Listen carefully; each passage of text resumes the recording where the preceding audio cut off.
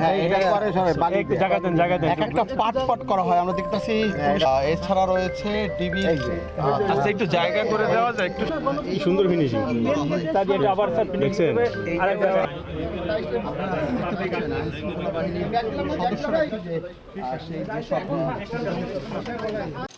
এটা আমাকে পাশাপাশি দোকান, তাই আমরা কোনো আর কি জানি না যে এই ধরনের জিনিস এখানে তৈরি করা হয়। এটা তো মূলত মনে করেন এ জায়গারই কারখানা, এটা তো কর্মচারী। এরা কারখানা তো এখানে আপনারা আমার প্রায় 10-12 বছর।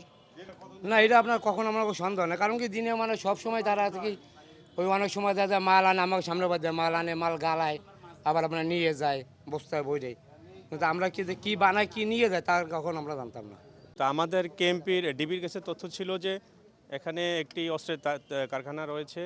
সেই তথ্যের ভিত্তিতেই আজকে ডিবি টিম এখানে অভিযান করেছে এবং আপনারা দেখতে পাচ্ছেন সেটা সত্যতাও পাওয়া গিয়েছে। এখানে বিভিন্ন অস্ত্রের বিভিন্ন যন্ত্রাংশ উদ্ধার করা হয়েছে এবং যে যন্ত্রাংশগুলো যে ছাঁচের মধ্যে তৈরি করা হয় সেই ছাঁচগুলো আমরা উদ্ধার করেছি এবং যেখানে ফিনিশিং দেওয়া হয় সেখানেও আমরা অভিযান চলছে। আপনারা পরবর্তীতে আমাদের আরও কিছু অস্ত্র হয়তো উদ্ধার হবে।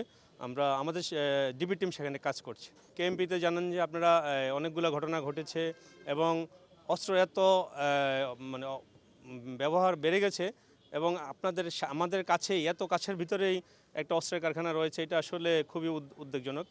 তো এই ধরনের কাহিনী আসলে মানা যায় না যে একটা মেট্রোপলিটনের ভিতরে অস্ত্রের কারখানা থাকবে আর আমরা কেউ জানবো না, এটা হতে পারে না। তো আজকে এটা আমাদের কেএমপির জন্য এবং সাংবাদিক ভাইদের জন্য এটা অনেক বড় অ্যাচিভমেন্ট, আমি এটা মনে করি। আমরা আপাতত 3 জনকে এই সংক্রান্তে আটক করছি এবং মূল মেকার যে তৈরি করে তাকে ঈশ্বরদীর থেকে আনা হয়েছে।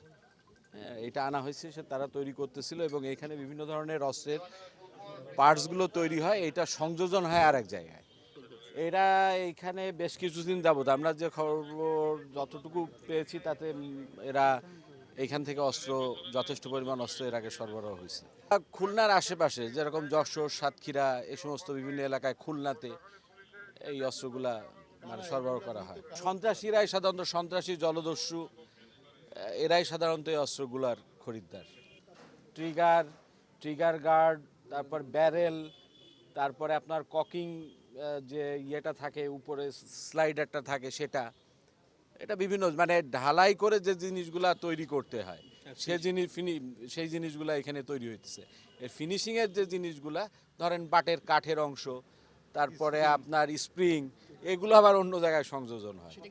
এখানে অসংখ্য, এখনো আমরা হিসেব করে টোটাল দেখতে পারি নাই, এটা তবে 30টার কাছাকাছি 30-35টা আনুমানিক এরকম হবে।